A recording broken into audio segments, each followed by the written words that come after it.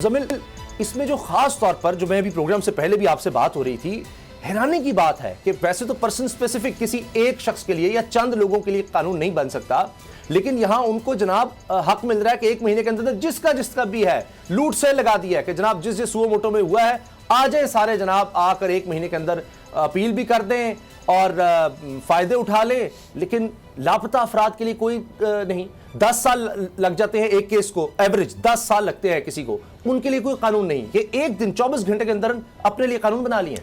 देखिए, इसमें सबसे पहले तो लेजिस्लेशन जो आज हुई है, अगर इसकी बात करें हिस्टोरिकल कॉन्टेक्स्ट में, तो इसकी एक लंबी तारीख भी है। जिस तरह कल एतजाज़ साहब भी बात कर रहे थे कि मौलवी तमीज़ुद्दीन खान केस से जो है वो डॉक्ट्रिन ऑफ नेसेसिटी, जिसको नज़रिया ज़रूरत कहते हैं, उसका आगाज़ हुआ, जो कि एक बड़ा गलत प्रेसिडेंट सेट हुआ कि गवर्नर जनरल के पास ऐसी ताकत आ गई कि पूरी असम्बली को उखाड़ के बाहर फेंक दिया उन्होंने।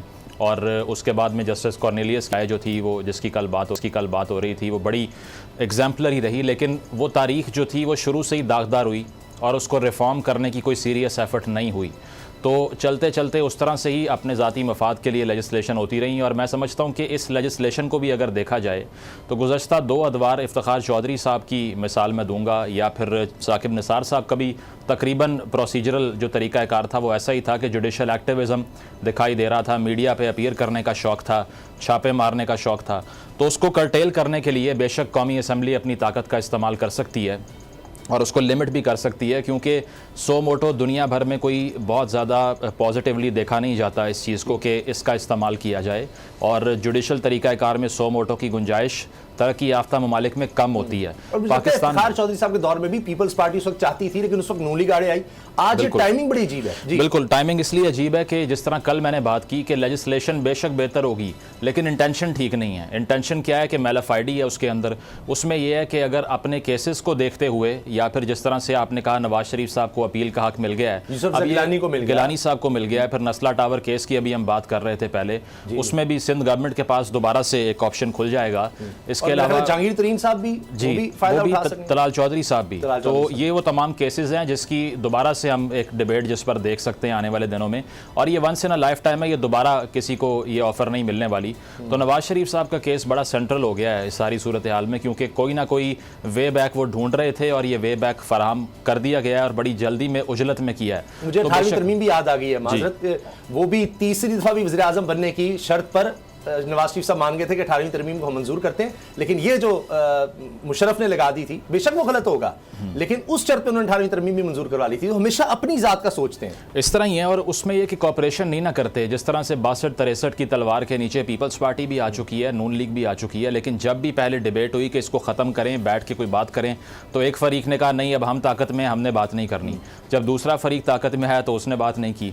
तो ये नॉन कॉपरेशन की पूरी तारीख है सियासतदानों की, और इस स्टेज के ऊपर भी तहरीक इंसाफ इस सारे मंजर से गायब है। उनसे मुशावरत भी नहीं हुई और ये बिल पास हुआ है, तो कंट्रोवर्शियल तो रहेगा। आगे जाके सदर पाकिस्तान को भी इस बिल पे साइन करने का कहा जाएगा, लेकिन मुझे भी मालूम है, आपको भी मालूम है, तो उसके बाद भी हो जाएगा, क्योंकि देखे ना, अगर वो ओपिनियन नहीं देते अपनी, तो उसके बाद ऑटोमेटिकली वो बिल जो है वो प्रोसीड कर जाएगा।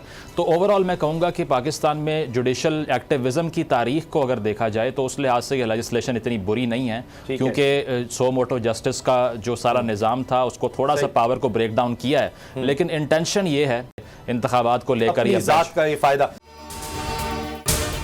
अगर आपको ये वीडियो पसंद आई तो सब्सक्राइब करें और बेल पर क्लिक करें। तो नजर आ रहा है सामने लिखा हुआ है जुल्म मिटने के लिए 2 चीजों से मिटेगा भाई। एक, अदल की कुर्सी पे जो लोग बैठते हैं ना, वो अदल के हिसाब से फैसले करने लगे।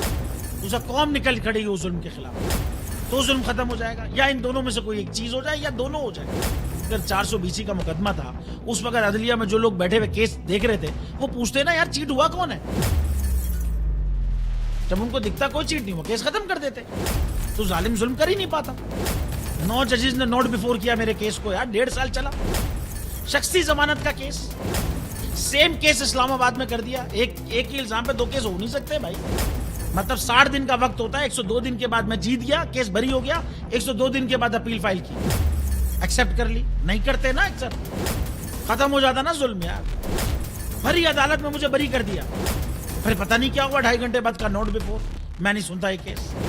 खड़े रहते अपने फैसले, मिट जाता जुल्म। अल्लाह ताला ने बिठाया इस कुर्सी, इन कुर्सियों पे इनको यार, ये अल्लाह ताला की तरफ से फैसले करने हैं। तो या तो ये फैसले आएंगे, जुल्म मिट जाएगा, या कौम खड़ी हो जाएगी जुल्म के खिलाफ।